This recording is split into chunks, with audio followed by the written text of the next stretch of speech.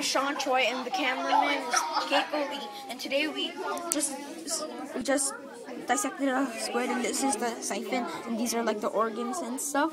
And we just figured out it was a female squid, and it looks pretty slimy right there.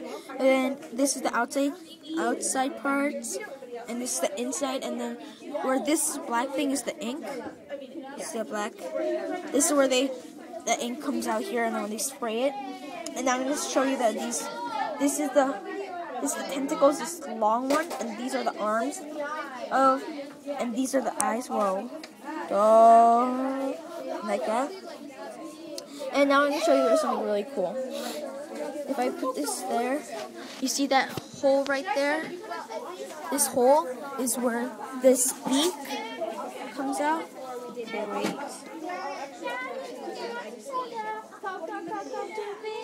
This is the beak here, and it grabs onto it like that, and it grabs the prey in that. So this is how we dissected the squid. Thank you. Bye.